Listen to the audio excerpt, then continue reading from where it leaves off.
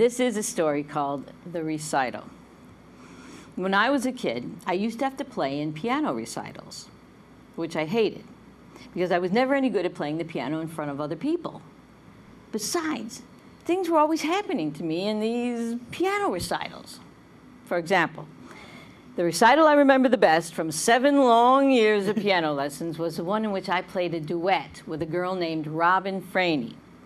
Robin Franey was my best friend at the time, and she was also my partner in a duet for 2 pianos, 4 hands, called Let's Have Fun with a Fugue.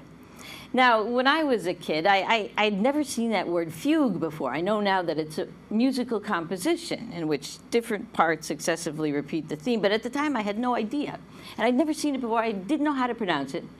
And when I went home for dinner that night, my brother said to me, "What's the name of your recital piece this year?" And I said, "Let's have fun with a fug you." And he said, "Oh yeah, well, fug you too." But we went on to play it. And well, the afternoon of the recital was a hot Sunday in late June. The auditorium was stuffy, airless, and filled with relatives. Now, one of the neat things about playing a duet in a recital is that you didn't have to memorize your recital piece. You got to bring your sheet music on stage with you. Now, the reason for that is that I believe is that it's when you practice, you and your partner can start together anywhere in the piece with these numbered phrases. So Robin and I were the only ones that were playing a duet in this particular recital, so we were the only ones that got to bring our sheet music on stage with us. So that afternoon, I walked on stage. There were 2 huge grand pianos. And I walked over to the left side, and behind it, on the left side piano, this is stage left, by the way, there was one of those tall, oscillating floor fans, because the auditorium was so hot and stuffy. And it was on, and it was creating a pretty powerful wind when it blew toward the piano, but at the time, I didn't think anything about it. I waited until Robin got to her piano, and then we both sat at exactly the same moment. We opened our sheet music just as we'd rehearsed and readied our hands above the keyboard, and at a nod from Robin, we began to play. The first few measures went beautifully. Unfortunately, when I went to turn my page, that big old fan oscillated back my way and blew my sheet music right off the piano. I just sat there and watched it float into somebody's lap in the front row. I was so scared that my fingers kept on moving over the keys, playing random notes. Kind of like one of those chickens that keeps on running around after it gets its head chopped off. Well, when I pulled myself together, I realized that I would have to get my partner's attention as unobtrusively as possible in full view of a packed auditorium. Because you see, Robin, a model of concentration, had not stopped playing.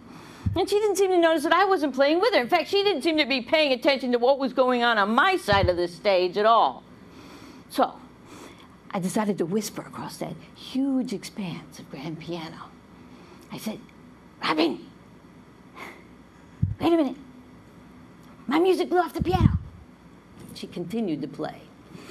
Well, the audience was already laughing when I went to pick up my music from the man whose lap it had blown into. I brought it back, put it on the piano, opened it up, and decided to whisper a little bit louder. I said, "Robin, pick it up at measure 23. My music blew off the piano, pick it up at measure 23. I heard that she couldn't hear me over the noise of that fan. She was so scared by this time that she couldn't stop playing. Anyway, I panicked, forgot to whisper, and yelled over to her, "Damn it, Robin, wait a minute. My music blew off the piano. Pick it up at measure 23. The parents were laughing so hard it sounded like some of them were screaming. Robin kept on playing, and I was trying to pretend like I didn't just say "damn it" in front of the whole audience. When who should come out on stage but Sister Jerome, our music teacher. She went right over that big old fan and unplugged it, clapped her hands for silence, which even Robin heard, crossed down stage to the audience and glared at the audience until they stopped laughing, which didn't take long, turned to us and said, "You girls start that piece again, no more of your nonsense," and marched off stage again. It all happened so fast. She was like a miraculous vision. Robin was humiliated because Sister Jerome had to come out on stage and yell at us in front of the whole audience. And she blamed me for the whole thing. She gave me the dirtiest look I've ever received, nodded, and we launched once more into "Let's Have Fun with a Fug You." Well, when it was all over, we played it perfectly, and the audience gave us the biggest hand of the day. I mean, they really loved it. Well, Robin was ready to kill me. She went back to her seat, sat down, slumped down, and started to cry. I, who couldn't play the piano anyway, secretly thought it was the best recital I've ever given. It was certainly the most well-received.